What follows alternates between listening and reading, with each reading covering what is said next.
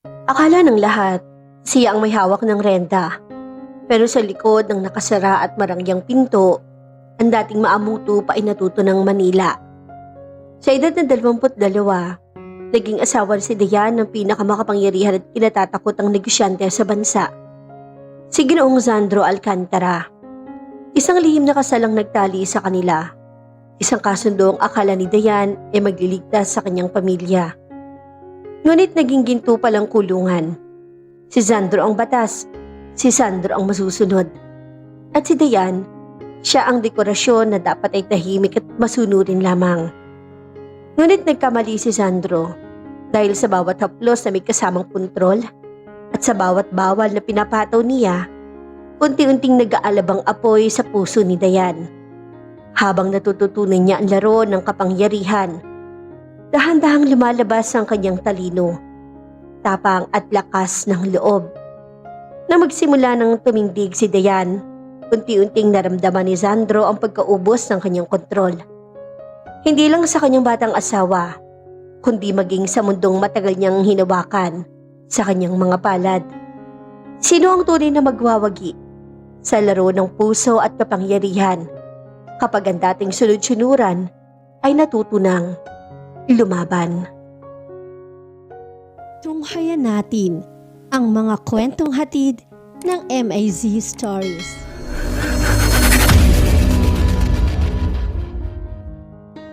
Ang gabi sa mansyon ng mga Alcantara ay laging binalot ng nakabibinging katahimikan. Para kay Dayan, ang ingay lamang ng kanyang sariling takong sa makintab na sahig na marmol ang nagpapatunay na buhay siya. 22 taong gulang pa lamang siya, ngunit ang bigat ng kanyang mga dinala ay tila pang isang buong buhay na. Nakaharap siya sa salamin ng kanyang malaking silid. Tinitingnan ng refleksyon na isang babaeng nakasuot ng mamahaling sutlang sutana. Maganda siya. Unang tingin pa lang ay mabibighani ka sa kanyang mga matang, tila may sariling kwento at sa kanyang maamong mukha. Ngunit sa likod ng kagandahang iyon, ay ang katotohanan siya ay isang ibon sa loob ng isang gintong hawla. Bumukas ang pinto. Hindi na kailangan lumingon ni Dayan para malaman kung sino ang pumasok. Ang mabigat na yabag at ang amoy ng mamahaling pabango na may halong amoy ng tabako ay sapat na. Bakit hindi ka pa natutulog, Dayan? Ang boses si Ginoong Sandro Alcantara ay parang kulog sa tahimik na gabi. Mabaon at may otoridad. At walang puwang para sa pagtanggi. Lumapit ito sa kanya at huminto sa kanyang likuran. Sa salamin, nagtagpo ang kanilang mga mata. Si Sandro ay 35 taong gulang. Nasa rurok ng kanyang kapangyarihan at may mukhang tila inukit mula sa bato. Hinihintay kita, Sandro. Mahinang sagot ni Dayan. Ipinatong niya ang kanyang mga kamay sa kanyang kandungan. Yun ang papel niya, ang maging masunurin, ang maghintay, ang maging tahimik. Hinawakan ni Sandro ang kanyang balikat. Mabigat ang kamay nito at tila pinapaalala sa kanya kung sino ang nagmamay-ari sa kanya. Hindi mo ko kailangang hintayin. Ang tungkulin mo lang ay sundin ang mga patakaran sa bahay na to. Ligtas ka rito hanggat ginagawa mo ang sinasabi ko. Ligtas? Yun ang palaging salita ni Sandro. Isang taon na nakalilipas ang pilitin siya ng kanyang pamilya na magpakasal sa lalaking ito upang mabayaran ng isang dambuhalang utang. Isang lihim na kasal na walang nakakaalam sa labas ng 4 na sulok ng mansyong ito. Para sa mundo, si Sandro ay isang binatang bilyonaryo at si Dayan ay isang simpleng empleyado na nawala na lang bigla. Nais ko sanang lumabas bukas. Lakas loob na sa Ate Dayan, bagamat may kaunting nanginginig sa kanyang boses. Gusto kong bisitahin ang puntod ng aking ina. Agad nang humigpit ang hawak ni Sandro sa kanyang balikat. Sapat para makaramdam siya ng kaunting sakit, ngunit hindi sapat para sumigaw. Hindi maaari, Dayan. Papanganib sa labas. Ipadadala ko na lamang ang mga bulaklak doon sa pamamagitan ng aking mga tauhan. Ngunit Sandro, wala nang ngunit-ngunit, Dayan. Utol ang lalaki. Ang kanyang tinig iniging mas malamig pa si gabi. Ang desisyon ko ang masusunod. Huwag mo nang uulitin ang paghiling ng mga bagay na alam mong hindi ko papayagan. Hinalikan siya ni Sandro sa noo, isang halik na hindi nagtataglay ng init ng pag-ibig, kundi ng pag-angkin. Pagkatapos ay tumalikod na ito upang magtungo sa sarili nitong silid. Naiwan si Diane na nakatitig sa salamin. Ang kanyang mga kamao ay dahan-dahang nag-igting. Sa unang pagkakataon, sa loob ng 1 taon, ay kung anong apoy ang sumiklab sa kanyang dibdib. Pagod na siyang matakot. Pagod na siyang sumunod. Dumating ang umaga at tulad ng inaasahan, maagang umalis si Sandro para sa isang mahalagang pulong sa labas ng bansa. Ayon sa kanyang kalendaryo, 3 araw itong mawawala. Para kay Diane, ang 3 araw na iyon ay hindi lang simpleng bakasyon. Iyon ay isang pagkakataon. Habang nag-aalmusal sa mahabang mesa na siya lang mag-isa, pinagmasdan niya si Manang Celia, ang matandang kasambahay na matagal na nagsisilbi sa mga Alcantara. Manang Celia, tawag niya rito. Ano po yun, Senyora Diane? Agad na tugon ng matanda. Nais ko pong malaman, nasaan ang susi ng silid-aklatan sa 2 palapag? Tanong ni Diane. Alam niyang bawal ang silid na iyon. Iyon ang opisina ni Sandro kung saan nakatago ang mga dokumento ng negosyo nito at ng pamilya Alcantara. Nagatubil ang matanda. Naku, senyora, mahigpit pong bilin ni Sir Sandro na walang sino man ang pwedeng pumasok doon, maliban sa kanya. Kahit po ang paglilinis doon ay siya mismo ang gumagawa. Ngumiti si Diane. Isang ngiti na hindi pa nakikita ni Sandro.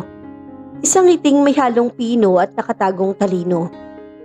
Huwag kayong mag-alala, Manang. Gusto ko lang magbasa ng mga lumang libro. Hindi naman malalaman ni Sandro kung hindi niyo sasabihin, di ba? Pero ang mga gwardiya po sa labas, ako nang bahala sa kanila. Nung hapong iyon, ginamit ni Diane ang kanyang natural na galing. Nagpanggap siyang masama ang pakiramdam at tumingi ng tsaa. Dahilan para maging abala ang mga tao sa kusina. Nang makuha niyang ekstrang susi na matagal niyang naitatago matapos makita kung saan ito inilalagay ng sekretarya ni Sandro, mabilis siyang umakyat sa 3 palapag. Pinihit niya ang susi at nag-click ang pinto. Pumasok si Diane at dahan-dahang isinarado ang pinto sa kanyang likuran. Ang silid ay amoy mamahaling kahoy at lumang papel. Lumapit siya sa dambuhal ng lamesa ni Sandro. Doon, nakita niya ang mga papeles ng Alcantara Holdings. Sa kanyang paghahalukay, hindi lang mga simpleng kontrata ang kanyang nakita. Nakita niya ang mga transaksyon na may kinalaman sa dating kumpanya ng kanyang ama. Ang kumpanyang nalugi kaya sila nabaon sa utang. Habang binabasa niya ang mga numero at mga pirma, isang bagay ang napagtanto ng kanyang matalas na isipan. Hindi basta nalugi ang kumpanya ng kanyang ama. May nagmanipula nito mula sa loob. At ang perang ginamit ni Sandro para sagipin sila ay nanggaling din sa parehong pondo. Ginoong Sandro, akala mo ba ay habang buhay mo ako mapapaikot? Bulong ni Diane sa sarili. Ang kanyang mga mata na dating puno ng takot ay napalitan ng determinasyon. Narinig niya ang yabag ng mga gwardya sa koridor. Mabilis siyang ibinalik ang mga dokumento sa tamang pwesto. Lumabas ng silid at inilak muli ito. Pagbalik niya sa kanyang kwarto, alam niya sa sarili niya na hindi na siya ang dating Diane. Ang batang ginang ay natuto ng magbasa ng laro ng mga mayayaman at handa na siyang sumabay sa agos. Ang hangin sa loob ng mansyon ay tila naging mas mabigat nang sumapit ang 3 gabi. Alam ng lahat na darating na ang Panginoon ng tahanan. Nakatayo si Diane sa may bintanan ng kanyang silid. Pinapanood ang barangyang itim na SUV na dahan-dahang pumasok sa malawak na tarangkahan. Ang mga ilaw ng sasakyan ay tila mga mata ng isang mabangis na hayop na nagbabalik sa kanyang teritoryo.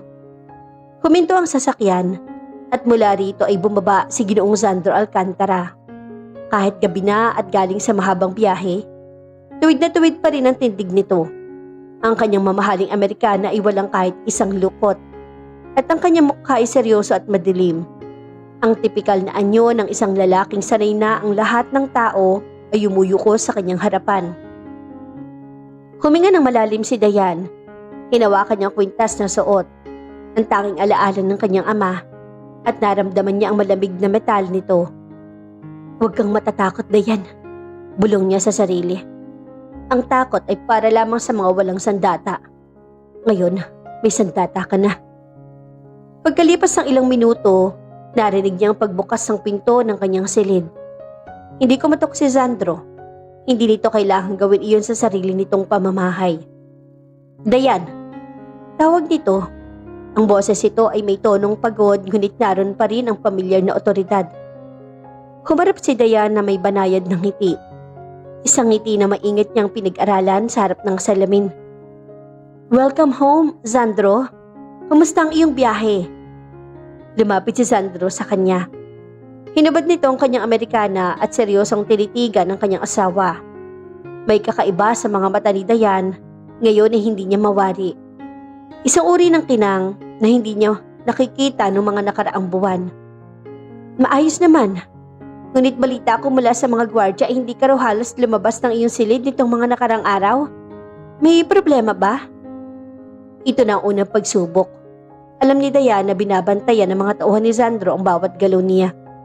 Ngunit alam din niyang hindi nila nakita ang kanyang lihim na pagpasok sa silid-aklatan dahil sa kanyang maingat na plano.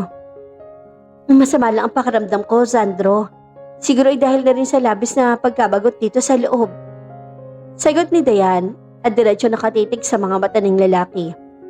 Isang bagay na bihira niyang gawin noon dahil lagi nakayuko ang kanyang ulo. Kumunot ang noon ni Sandro sa reaksyong iyon. Hindi siya sanay na tinitigan ng diretsyo ng kanyang batang asawa. Hinawakan niya ang panga ni Dayan. Hindi naman marahas, ngunit may sapat na din para hindi ito makagalaw. Nababagot? Binibigay ko sa iyo ang lahat, Dayan. Ang marangyang buhay, ang mga mamahaling damit, ang kaligtasan. Lahat ng hilingin mo basta't narito sa loob ng mansyong ito ay ibinibigay ko. Kaya wag mong sabihing nababagot ka. Ang mga ibon sa hawla, Sandro, kahit ginto ang kanilang kulungan, ay nakakaramdam din ng pagod. Banayad ngunit may talim na sagot ni Dayan.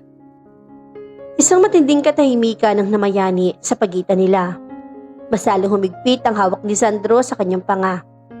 Ang mga mata ng lalaki nag-alab sa galit at pagtataka. Walang sino man ang nangahas sa magsalita sa kanya ng ganun. Sino ang babaeng to na nasa harap niya ngayon? Hindi ito ang mahiyain at takot na babaeng pinakasalan niya 1 taon na nakalilipas. Mukhang nagiging matapang ka na, Dayan. Bulong ni Sandro. Ang boses ay naging mas mababa at mas mapanganib. Huwag mong kalimutan kung sino ang nagmamayari sa iyo. Ang kalayaan mo ay selyado ng aking pirma. Alam ko, Sandro, at hindi ko nakakalimutan. Sagot ni Dayan na may kalituhan sa kanyang mga mata. Ngunit sa loob niya ay may nagwawaging damdamin. Nakita niya ang unang pagkakataon na nagduda ang isang Sandro Alcantara at iyon ang kanyang unang tagumpay. Kinabukasan, habang nasa opisina si Sandro sa lungsod, pinagpatuloy ni Dayan ang kanyang palihim na plano. Alam niyang hindi sapat ang nalaman niya sa silid-aklatan. Kailangan niya ng konkretong ebidensya kung paano manipulahin ng mga Alcantara ang kumpanya ng kanyang pamilya. Ginamit niya ang kanyang kaalaman. Sa counting, isang kurso na hindi niya natapos dahil sa biglang pagbagsak ng kanilang kabuhayan. Sa tulong ng isang lumang laptop na itinatago niya sa ilalim ng kanyang kama, na ikinonekta niya sa isang pribadong network upang hindi matrace ng IT security ni Sandro, sinimulan niyang i-decode ang mga nakopyang financial statements mula sa opisina ng kanyang asawa. Habang lumalalim ang gabi, unti-unting nabubuo ang puzzle. Ang kumpanya ng kanyang ama, ang Valderrama Shipping Lines, ay sinadya palang isabotahe. Ang mga peking audit report na nagpakitang baon sila sa utang ay ginawa ng isang dummy corporation na ang totoong may-ari ay walang iba kundi si Sandro Alcantara. Nanginginig ang mga kamay ni Dayan. Ang luhang matagal niyang pinipigilan ay pumatak sa keyboard. Kaya mo ba ako pinakasalan? Upang tuluyan kaming patahimikin? Upang hindi namin malaman ang katotohanan? Bulong niya sa kawalan na puno ng puot ang kanyang dibdib. Ang akala niyang bayari na sumagip sa kanila sa bingit ng kahirapan ay ang mismong demonyo na nagtulak sa kanila sa bangin. Ngunit sa gitna ng kanyang pag-iyak, isang bagong lakas ang sumapi sa kanya. Ang pighati ay napalitan ng isang malamig at kalkuladong galit. Kung kapangyarihan at pera ang laro ni Sandro, matututo siyang sumayaw sa sarili nitong musika. Nang sumunod na linggo, nagkaroon ng isang malaking charity gala ang mga Alcantara. Ito ang unang pagkakataon na isasama ni Sandro si Dayan sa isang pampublikong okasyon. Ayon kay Sandro, oras na upang ipakilala siya bilang kanyang asawa sa altar lipunan. Ngunit sa ilalim ng isang kondisyon, dapat siyang tumakto bilang isang perpekto, tahimik at masunuring asawa. Habang inaayusan si Dayan ng mga sikat na stylist, tiningnan niya ang kanyang sarili sa salamin. Nakasuot siya ng isang marangyang emerald green na gown na hapit sa kanyang katawan. Ang kanyang buhok ay nakaupdo na nagpatingkad sa kanyang mahabang liig at magandang mukha. Mukha siyang isang reynang handang bawiin ang kanyang kaharian. Pumasok si Sandro sa silid upang sunduin siya. Natigilan ng lalaki na makita ang kanyang asawa. Ang kanyang mga mata ay naglakbay mula sa ulo hanggang paa ni Dayan. May bakas ng pagkamangha at pagnanasa sa mga mata ng bilyonaryo. "Napakaganda mo, Dayan," taimtim na saad ni Sandro. Lumapit ito at isinuot sa kanyang liig ang isang dambuhalang kwintas na gawa sa mga diamante. "Ngayong gabi, ang lahat ng mata ay nasa iyo. Siguraduhin mong hindi mo ako papahiyain." Humarap si Dayan sa kanya. Sinalubong ang kanyang tingin na walang kabatiran ng takot. "Huwag ka mag-alala, aking asawa. Gagawin ko ang perpekto na aking papel.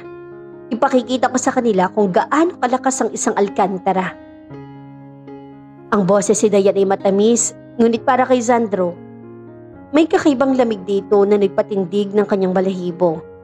Sa unang pagkakataon, naramdaman ng makapangyarihang lalaki na ang hawak niyang tali ay unti-unting lumuluwag. At ang babaeng inakala niyang kanyang pag-aari ay may sarili ng mundong binuo sa dilim. Ang ingranding ballroom ng Grand Hotel ay napupuno ng tunog ng mga biolin.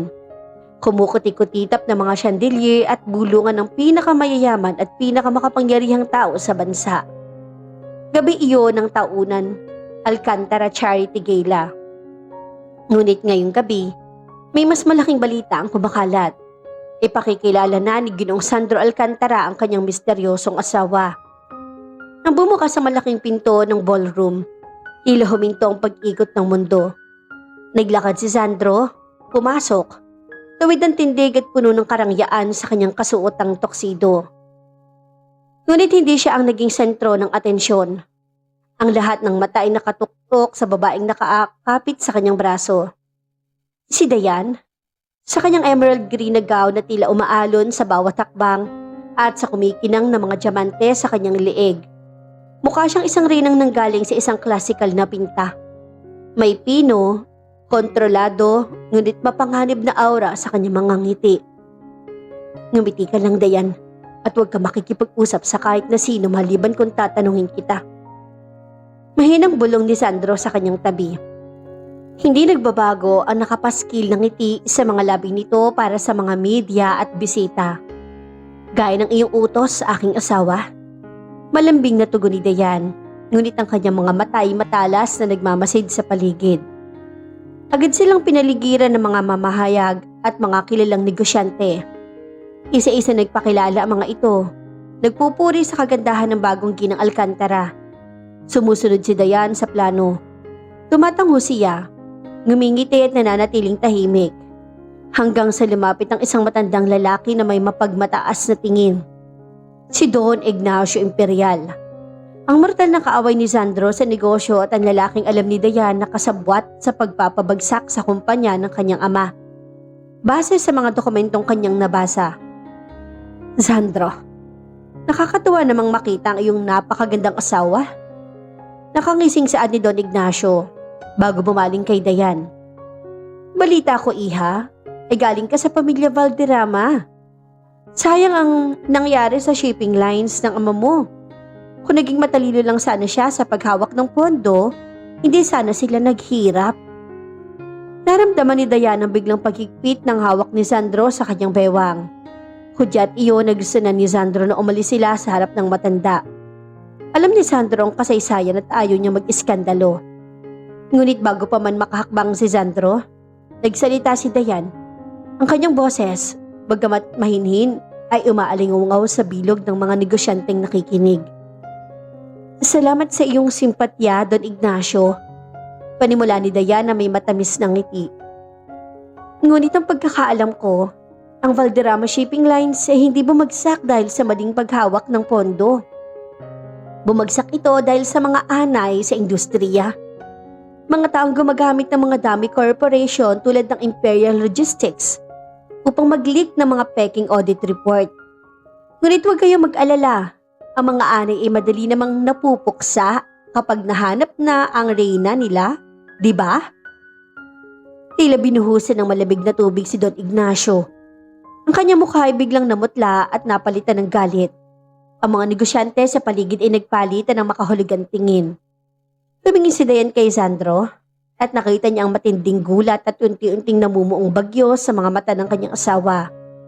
Alam ni Dayan na nilabag niya ang pinakamahalagang patakaran ni Sandro, ang manahimik. Ngunit alam din niya na sa sandaling iyon, pinakita niya sa lahat ng mga batang ginang na mga Alcantara ay hindi isang dekorasyon. Siya ay isang banta. Anong sa tingin mong ginawa mo, Dayan? Ang boses si Sandro ay dumagundong sa loob ng sasakyan habang pabalik sila sa mansyon. Ang kanyang mga kamay ay mahigpit na nakakapit sa manibela. Ang kanyang mga ugat sa liig ay naglalabasan sa tindi ng galit. Hindi na niya hinintay ang kanyang driver. Siya mismo ang nagmaneho dahil sa tindi ng kanyang emosyon. Nakatitig lang si Dayan sa bintana, kalmado at walang bakas ng takot. Nagsasabi lang ako ng totoo, Sandro. Hindi ba't mahilig ka sa katotohanan? Wala kang alam sa mundong pinasukan mo. Sigaw ni Sandro, sabay preno ng malakas pagkarating sa tapat ng mansyon. Humarap siya kay Dayan at ang kanyang mga mata ay nag-aalab. Nilagay mo sa panganib ang pangalan ng pamilya ko. Ang mga Alcantara ay hindi nakikipag-away sa publiko sa ganyang paraan. At paano ba nakikipag-away ang mga Alcantara, Sandro? Humarap si Dayan sa kanya at sa unang pagkakataon, nakita ni Sandro ang purong puot at talinos sa mga mata ng kanyang asawa. Sa pamamagitan ba ng patagong pagsabotahe? Sa pamamagitan ba ng pagtulak sa pamilya ko sa kahirapan? Tapos ay magpapanggap ka na bayani sa pamamagitan ng pagbili sa akin bilang asawa mo? Natigilan si Sandro. Ang galit sa kanyang mukha ay napalitan ng isang malalim na pagkabahala.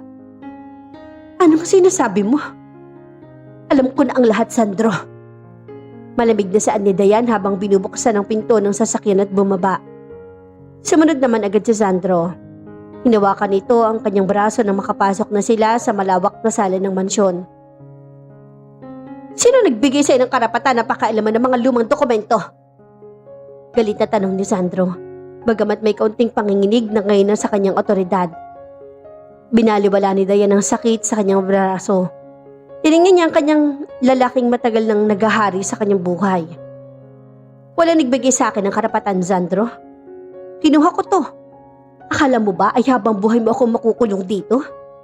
Akala mo ba ay sapat na ang mga mamahaling hiyas na ito para takpan ang mga kasalanan ng pamilya mo sa pamilya ko?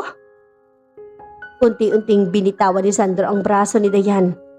Humakbang siya pa atras. Tinitingnan ng kanyang asawa na tila ba ngayon lang niya ito nakilala. Ang maamong tupa na pinakasalan niya ay tulian ng naging isang leon. Dayan, hindi mo naintindihan ang buong kwento. Mahinang saad ni Sandro. Ang kanyang boses ay may kakaibang tono na hindi pa naririnig ni Dayan noon. Parang pakiusap, parang pagtatanggol sa sarili. Wala na akong kailangang intindihin, Ginoong Alcantara. Sagot ni Dayan habang isa-isang tinatanggalang diamanting kwintas, ikaw at pulseras na isinuot sa kanya kanina. Ipinatong niya mga ito sa lamesang salamin na may malakas na kalansing. Mula ngayon, hindi mo na ako pagmamay-ari.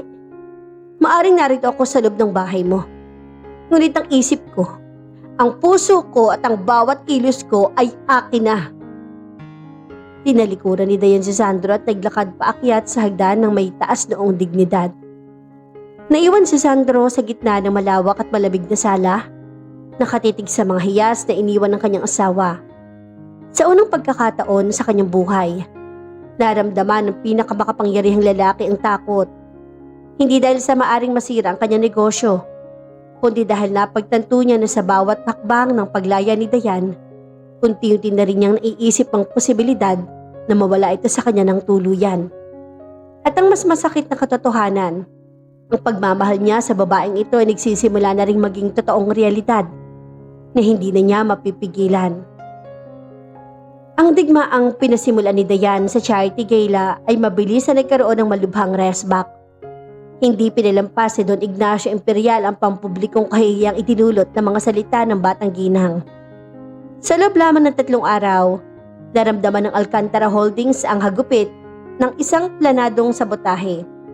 Ang mga stock ng kumpanya ay biglang bumagsak matapos kumalat ang mga maling balita sa media tungkol sa katatagan ng kanilang pananalapi. At ilang malalaking kliyente ang biglang nagkansela ng kanilang mga kontrata.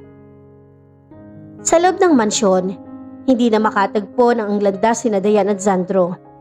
Lumipat si Dayan sa ibang silid. Isang tahimik na deklarasyon ng kanyang pagtakas at pagkala sa kontrol ng asawa. Ngunit hindi siya nanatiling tunganga. Gamit ang kanyang laptop, patuloy niya binabantayan ang takbo ng merkado. Nakikita niya ang unti-unting pag-atake kay Sandro at kahit galit siya sa lalaki, may bahagi sa kanyang puso ang nakakaramdam ng hindi maipaliwanag na kaba. Isang gabi, nakarinig si Dayan ng malalakas na kalampag mula sa opisina ni Sandro sa ibaba. Pababa na sana siya nang makasabay niya sa hagdanan si Manang Celia na tila natataranta. "Manang, ano po nangyayari?" tanong ni Dayan. Hinawakan ang nanginginig na kamay ng matanda. "Naku, senyora, si Sir Sandro po nagkukulong sa opisina. Ayaw pong kumain at kanina pa may kausap sa telepono. Narinig ko pong binabantaan siya ni Don Ignacio. May mga tauhan na raw po ang mga imperial na umaaliwala sa labas ng mansyon." Umiiyak na pahayag ng matanda. Huminga ng malalim si Dayan. Ang kanyang talino ay mabilis na nag-analisa ng sitwasyon. Kung babagsak si Sandro ngayon, hindi niya makukuha ang hostisyang gusto niya para sa kanyang ama sa tamang paraan. Kailangan niyang harapin ang lalaki. Lumapit siya sa pinto ng opisina ni Sandro at pinihit ang doorknob. Sa pagkakataong ito, hindi ito nakalak. Pumasok siya at bumungad sa kanyang isang tagpong hindi niya inaasang makikita mula sa isang bilyonaryo. Gulong-gulo ang buhok ni Sandro, nakaluwag ang kanyang korbata at may baso ng alak sa kanyang lamesa. Ang sahig ay puno ng mga nagulong papeles. Nang tumingala ito at makita si Dayan, walang bakas ng galit sa mga mata nito, kundi purong pagod at isang emosyong tila pagsuko. "Anong ginagawa mo rito, Dayan?" Mahina ang boses ito, malayong malayo sa dating dumadagundong na otoridad. "Pati ba naman ikaw? Narito para selyohan ang pagkatao ko." "Hindi ako narito para sawatain ka, Sandro." Malamig ngunit may pino pa ring tono si Dayan. Lumapit siya at kinuha ang baso ng alak mula sa kamay nito. "Narito ako dahil gusto ko makita kung paano haharapin ng naturingang tigre ng Alcantara ang mga anay na hinayaan niyang lumaki." Isang mapait na tawa ang pinakawala ni Sandro. "Akala mo ba? Napakadali ng lahat. Akala mo ba ang pagbagsak ng kumpanya ng ama mo ay gawa-gawa ko lang?" Tumingin ito ng diretso sa mga mata ni Dayan. At sa unang pagkakataon ay may luhang namumuo sa gilid ng mga mata ng makapangyarihang lalaki. "Ginawa ko ang lahat, Dayan. Ginawa ko ang lahat para protektahan ka. Kahit ang magmukhang demonyo sa mga mata mo." Kumunot ang noo ni Dayan. Ang kanyang puso ay biglang tumibok ng mabilis. "Huwag mo nga akong idaan sa mga ganyang salita, Sandro. Nakita ko ang mga dami corporation.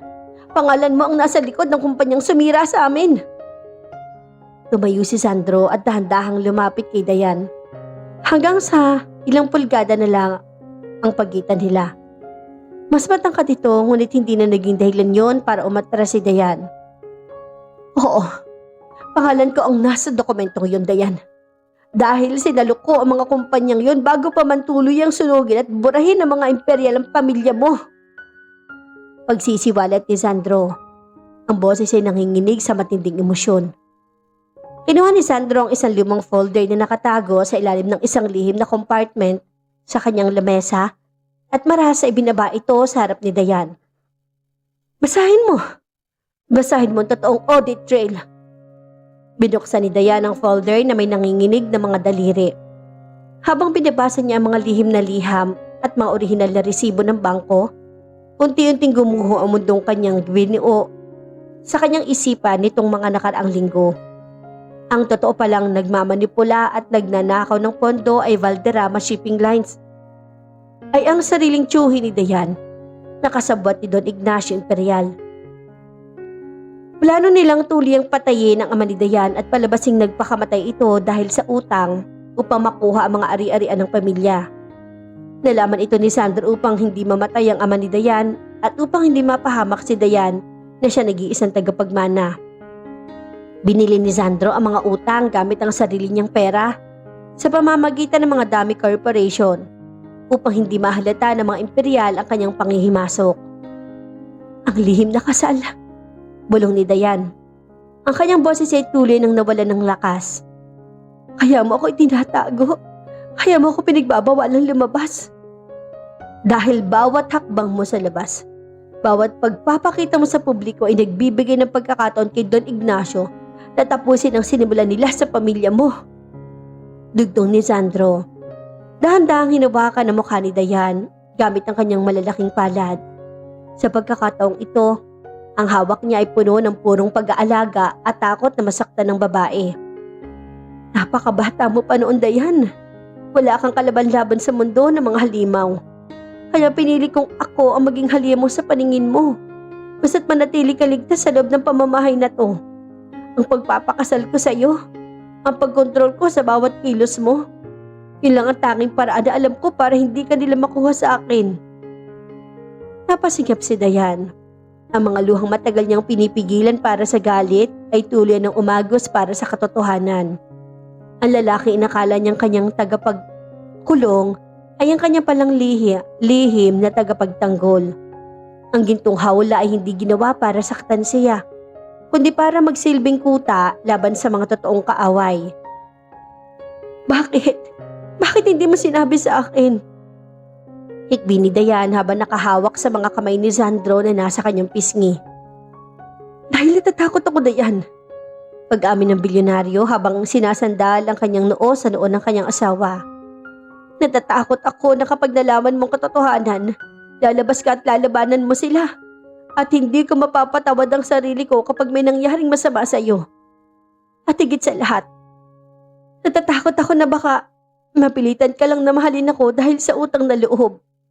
Gusto kong matuto kang tumayo sa sarili mo. Pero hindi ko inaasahan na sa pagtayo mo, ako ang unawawa sa akin mo. Naramdaman ni Dayan ang lalim ng pagmamahal na matagal lang itinatago ni Sandro sa likod ng malamig nitong mukha. Ngunit sa halip na manghina, ang bagong lakas at talino na natutunan ni Dayan sa loob ng mga buwang nagdaan ay biglang nagbago ng anyo. Hinalikan niya si Sandro sa mga labi nito. Isang mabilis, mariin at mapusok na halik na nagpatahimik sa bilyonaryo. Nang humiwalay siya, may bago ng ningning sa kanyang mga mata. Hindi na ito ang takot na tupa at hindi na rin ang galit na asawa. Siya na ang kasabwat ng tigre. Kung ganon, Ginong Alcantara, wika ni Dayan habang pinupunasan ang kanyang mga luha at itinutuwid ang kanyang tayo. Tapos ang panahon ng pagtatago. Kung gusto ng mga imperial ang digmaan, ibibigay natin sa kanila. Pero sa pagkakataong ito, hindi mo na ako itatago sa likod ng pinto. Magkasama nating pababagsakin ang imperyo nila. Isang dahan-dahang ngiti ang sumilay sa mga labi ni Sandro. Isang ngiting puno ng pagkamangha at pag-asa.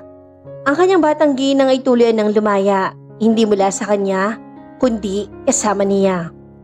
Ang gabi ay naging saksi sa pagbabago ng ihip ng hangin sa loob ng mansyon ng mga Alcantara. Wala nang malamig na pader na naghihiwalay sa silid ni Sandro at Dayan. Sa halip, ang malawak na lamesa sa opisina ni Sandro ay napuno ng mga blueprint ng mga kumpanya ng imperial. Mga financial statement at mga lihim na transaksyon na personal na kinalap ni Dayan gamit ng kanyang talino sa mga numero. Nakatayo si Sandro sa likod ni Dayan. Ang kanyang mga kamay ay nakatukod sa lamesa. habang pinapanood ng kanyang asawa na mabilis na nagpapakita ng mga graph sa laptop. May bakas pa rin ng pagod sa mukha ng bilyonaryo, ngunit ang kanyang mga mata ay nag-aalab na ngayon sa mga bagong pag-asa at pagkamangha. Tingnan mo to, Sandro. Panimula ni Dayan habang tinuturo ang isang partikular na sangay ng Imperial Logistic. Gumagamit si Don Ignacio ng mga huwad na resibo sa Bureau of Customs para mapalusot ang mga kontrabando sa ilalim ng pangalan ng isang subcontractor. At ang kumpanyang pilit nilang sinasangkot sa pangalan ng Alcantara Holdings nitong nakaraang 3 araw. Hinalikan ni Sandro ang balikat ni Dayan. Isang hapla sa puno ng paghanga at pag-aalaga. Akala nila sapat ng pagbaba ng stocks natin para magpanik ako.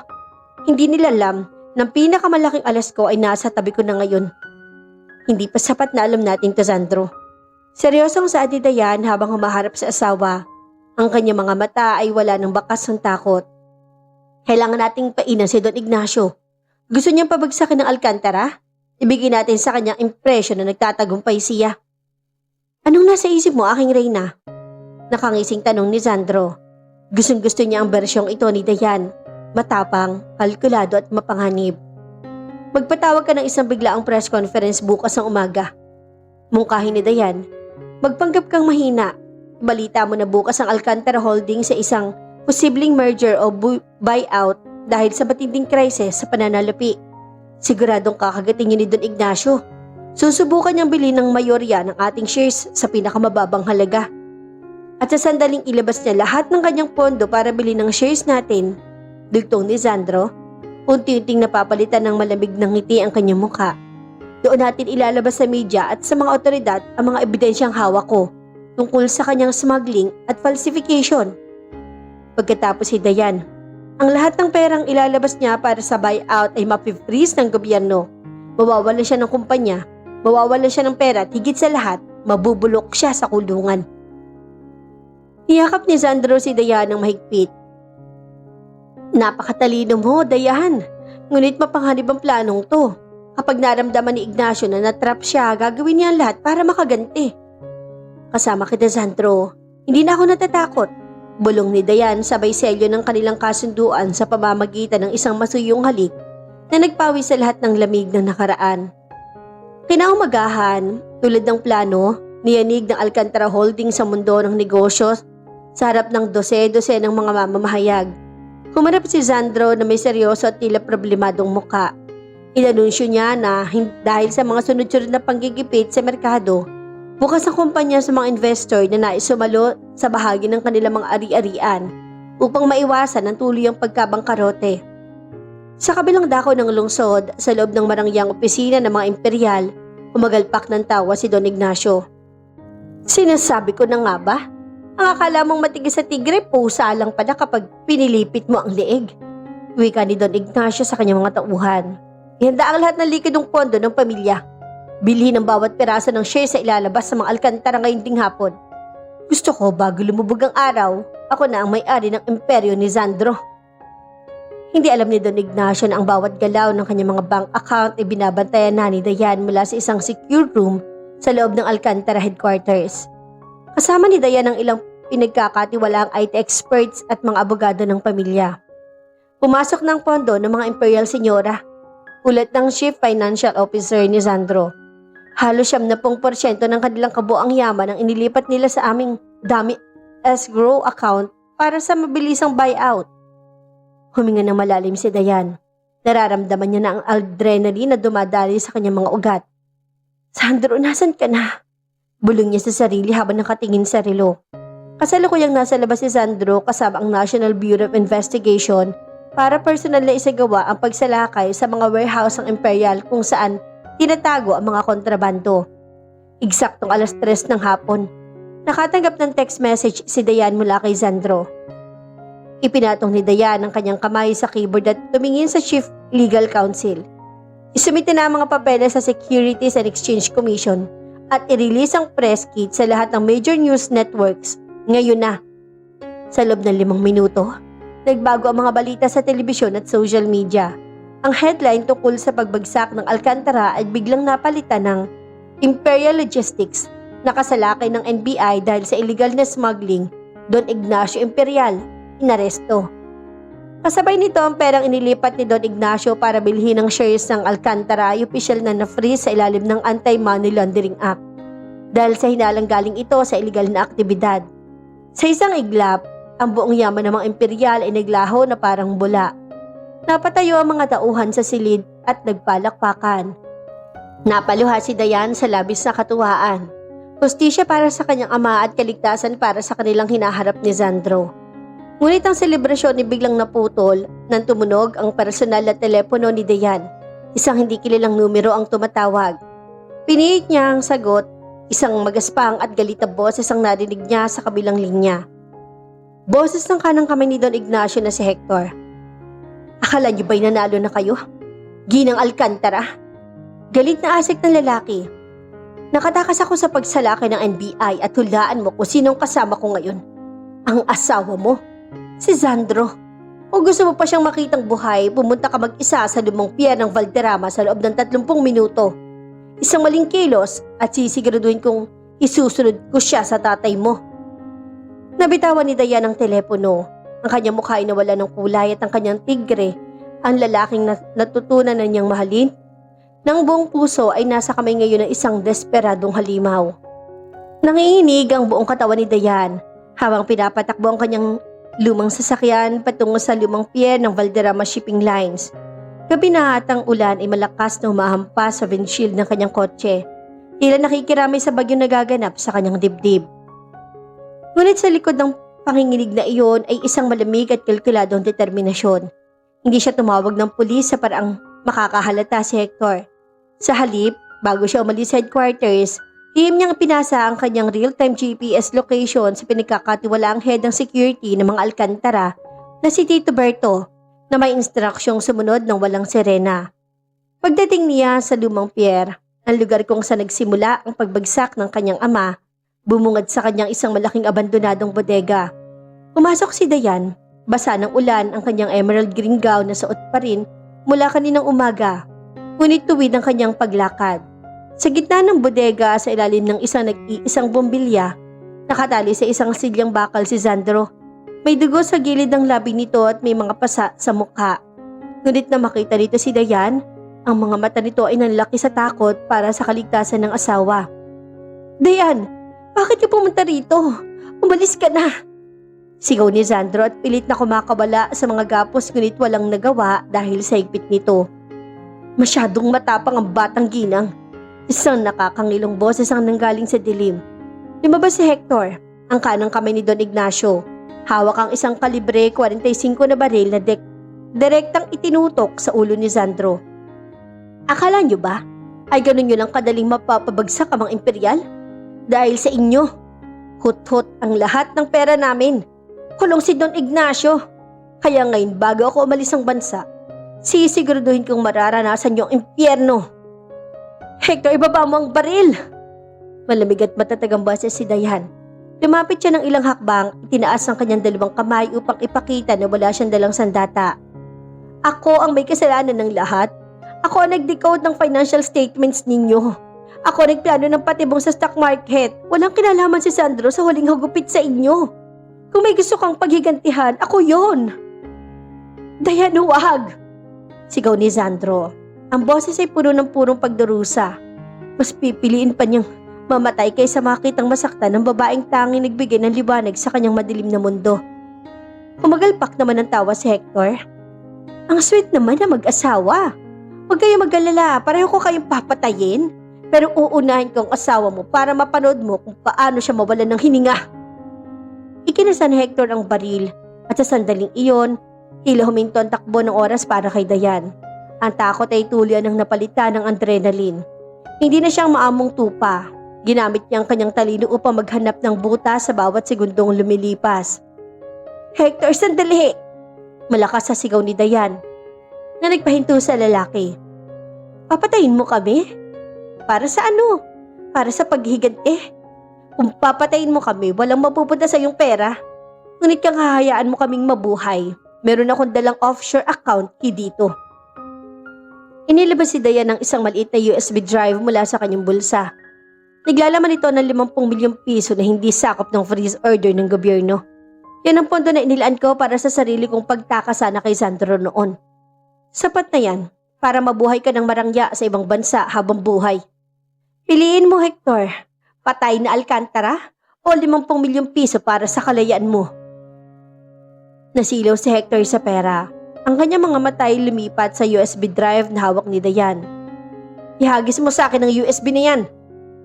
Dahan-dahang lumapit si Dayan, nagpanggap siyang natitisod upang mas lalong mapalapit ang distansya. Sa mismong sandali na ihahagis na sana niya ang USB.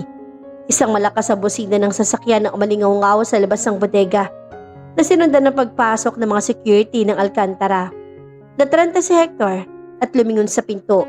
Yun ang pagkakataong hinintay ni Dayan. Sa bilis ng kidlat, sumugod siya at buong lakas ay tinulak ang isang mabigat na metal trolley na nasa kanyang tabi. Patungo kay Hector. Tumama ito sa binti ng lalaki, dahilan upang mabitawan ito ang baril at matumba sa sahig. Mabilis na pinulit ni Dayan ang baril at itinutok ito kay Hector. Habang ang mga security guard ay pumasok na at tuli ang pinaligiran at dinakip ang natatarantang kriminal. Hingal na hingal si Dayan. Dahan-dahang binaba ang baril at agad na tumakbo patungo kay Sandro. Mabilis at tinanggal ni Dayan ang mga tali sa kamay at paa ni Sandro. Gamit ang kanyang mga nanginginig na kamay. Sa sandaling makawala si Sandro, agad itong hinila si Dayan sa isang mahigpit, marahas ngunit punong-puno ng pagmamahal na yakap. Doon, sa gitna ng malamig at abandonadong bodega, sa ilalim ng ulan na unti-unting tumitila, naramdaman nila ang totoong kalayaan. Akala ako'y mabawala ka na sa akin, Dayan.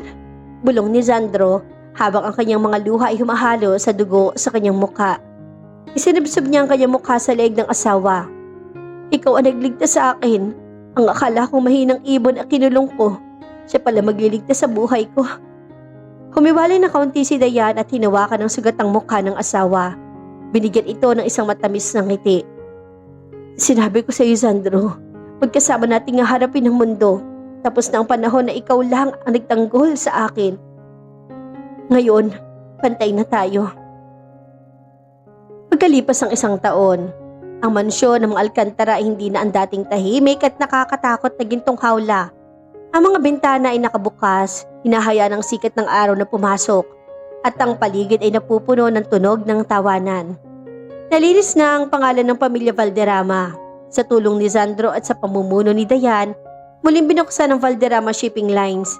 Ngunit sa pagkakataong ito, si Dayan na nakaupo bilang CEO ng kumpanya. Siya ay naging isang tanyag at ginagalang na businesswoman sa buong bansa. Ang batang ginang na naging reyna ng sarili niyang imperyo. Nakatayo si Dayan sa malawak na balkonahin ng kanyang silid. Pinapanood ng paglubog ng araw. Nakasuot siya ng isang simpleng puting bestida. Malayo sa balangyang emerald gown noon. Ngunit ang kanyang mukha ay mas nagliliwanag ngayon dahil sa purong kaligayahan at kapayapaan ng isip. Isang pares ng malalakas sa braso ang yumakap sa kanya mula sa likod. Isinandal ni Sandro ang kanyang baba sa balikat ni Dayan. Amoy sariwang ligo at may dalang banayad ng ngiti. Iniisip mo na naman ba ang trabaho, Madam CEO? Biro ni Sandro. Ang boses ay malambing at puno ng pagsamba. Wala na ang malamig at mapagpasyang diktador. Ang natira na lang ay ang isang lalaking tapat na nagmamahal sa kanyang asawa. Natawa ng pino si Dayan at humarap sa kanya. Isinabit ang kanyang mga kamay sa leeg ni Sandro. Hindi. Iniisip ko lang kung gaano kaswerte ang isang batang ginang na inakalang makukulong sa isang lihim na kasal. Pero nakatagpo pala ng isang lalaking handa siyang palayain at mahalin ng buo. Hinalikan ni Sandro si Dayan sa mga labi. Isang halik na hindi na nagtataglay ng kontrol o pag-angkin, kundi ng isang pangako na panghabang buhay na pag-ibig at paggalang. Hindi kita ikinulong dahil gusto kitang pag-arian, Dayan, bulong ni Sandro. Sa pagitan ng kanilang mga halik, ikinulong kita dahil natatakot ako mawala ka. Ngunit ngayon alam ko na, hindi kita kailangang ikulong para manatili ka sa akin. Dahil ang puso mo, kailanman ay malayang pumili. At ako ang pinili mo. At pipiliin kita sa bawat araw ng buhay ko, aking tigre, sagot ni Dayan. Hawak kamay silang dalawa habang pinapanood ang tuloy ang paglubog ng araw. Handang harapin ang anumang bukas na magkasama. Pantay, malaya, at nagmamahalan ng walang katapusan. Wakas. At dito na po nagtatapos ang kwento ng pag-ibig ni Sandro at Dayan. Nawa kayo nag-enjoy at na-in-love. Samahan niyo po akong muli sa mga susunod pang nakaka-inspire at nakakakilig na mga kwento ng pag-ibig na aking ibabahagi. Maraming salamat po. Hanggang sa muli. God bless us all.